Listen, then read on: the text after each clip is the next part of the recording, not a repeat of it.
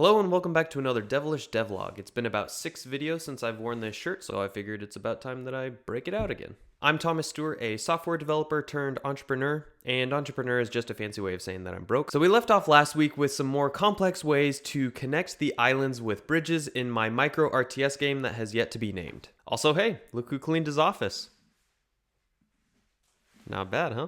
What you don't see is all of the crap that I piled up over here and over here just outside of the frame of the camera. So this past week I've been continuing the work on my micro RTS game and specifically broadening the capabilities of how islands can be generated on a grid.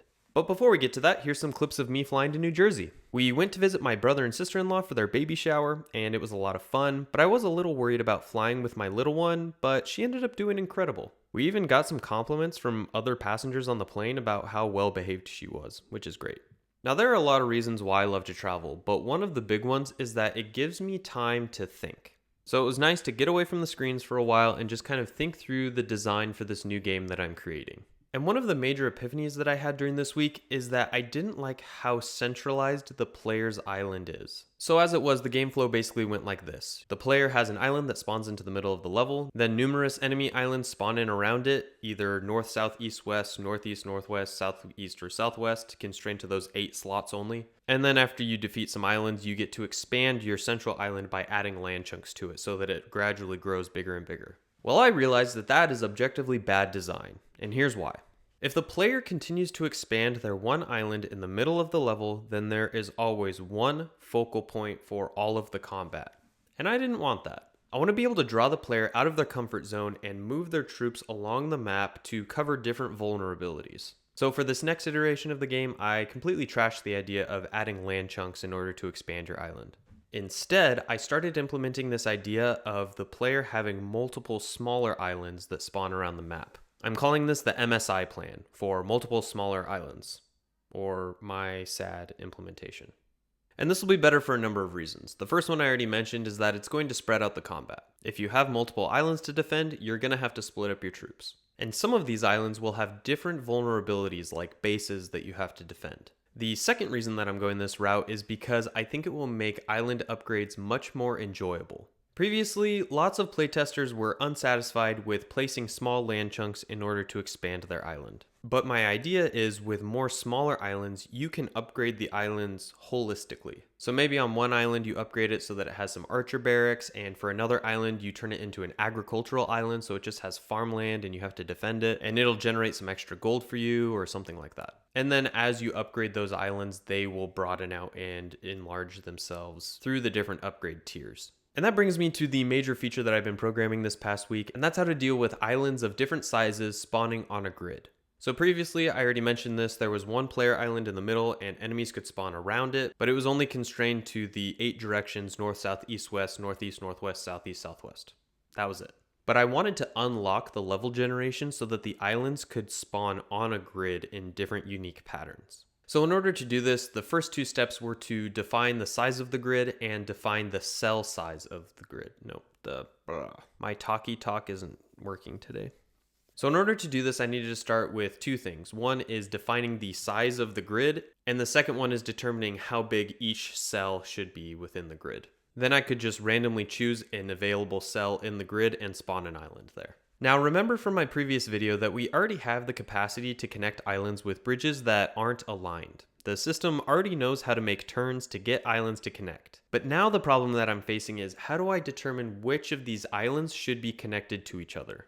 Because before it was really easy, right? You had the center player island and it had to connect to each of the surrounding islands around it. But now nothing is centralized, and so it's like, do I connect this island with this island or this one with this one? How does that work? Now the most naive implementation of this would be kind of like what we had before, where I just pick one island and then I connect that one island to every other island on the map. And that's a bad idea for numerous reasons. One, that wouldn't make for very interesting level design, and 2, what was number 2? Oh, and number 2 is that the bridges will be running through islands because you wouldn't be checking to see if it intersects. Right now, it's kind of naive and it would just run right through it. So here are all of the rules that I put in to connect all of the islands. Rule number 1 is that every island needs to be reachable from any other island. So that means we can't have a group of 3 islands that are connected over here and a group of 4 islands that are connected over here, but they're isolated from each other. We want every island to be navigable on the map. Now, I might change this in the future if I add in like boats or the ability to manually build bridges during gameplay, but for now, that's going to be our constraint. It's all got to be one giant land mass. Okay, rule number 2 is to use short bridges, because I was testing and trying to figure out what actually felt good as I was generating these different layouts, and I realized that very long bridges were super boring for gameplay. They took a long time to traverse, and the levels looked less interesting.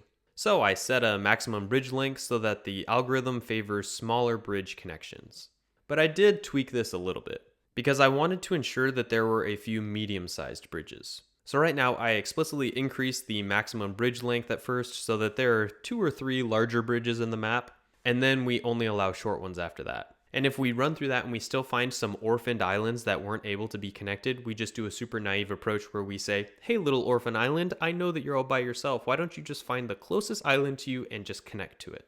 And that seems to be working pretty well. And then rule number 3 is to keep the line of sight. And this rule is important because we don't want to connect 2 islands if there is a 3rd island in between them, because then the bridge would just run right through it.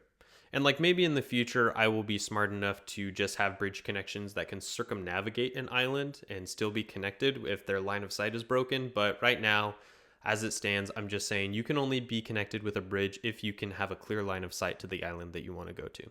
And the way that I have it set up now isn't perfect, but you know what? It is perfectly acceptable. And that's all I strive for in life. A solid C-. Yes, bridges still do sometimes spawn inside of islands, which doesn't look great, but I can massage all of those edge cases later. Okay, so those are all of the major rules for connecting islands, and I think it's looking really good right now. And since I felt pretty good at this point, I decided to move on to the next phase of what this island generation is going to look like. And as I was thinking through what this new phase of development should look like, it came time for me and my family to do our annual tradition of going out into the mountains and getting a Christmas tree. And I don't know if you know this, I have a dog and she's gorgeous. She is a husky and she loves the snow, and she hasn't been in the snow for a very long time. So it was really nice to be able to get her outside, and she absolutely loved it.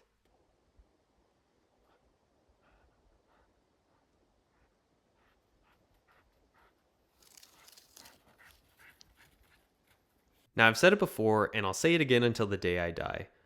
Going outside into nature is such a fantastic mental rest. And yes, I did go too deep into the woods trying to find the perfect tree. And yes, I did find a really good tree. And yes, I did have to drag it all the way back to the car. And by drag, I mean not drag because I didn't want to ruin the pine needles. So yes, I mean drag it on my shoulders, which isn't really dragging, that's called carrying.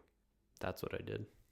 Okay, so with some added clarity of mind, the next phase of my project became pretty obvious. You see, right now, each island that's being generated is constrained to the individual cell within the grid that they inhabit.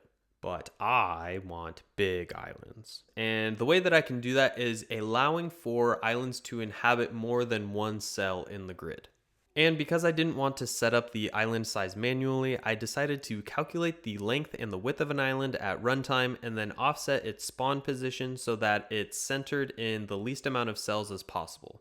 And you can check out my previous video if you want to see more about that. And as I was building this, I added a function to print out a little diagram using X's and O's so that I could tell which grid cells were supposed to be occupied.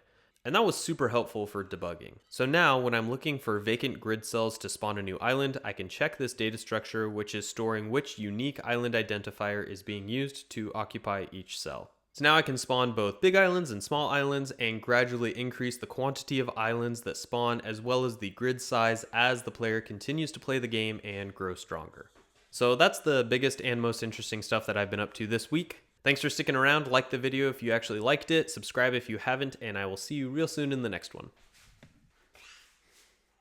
Say dada. Da. Should people like and subscribe? Yeah. Good job. Good job.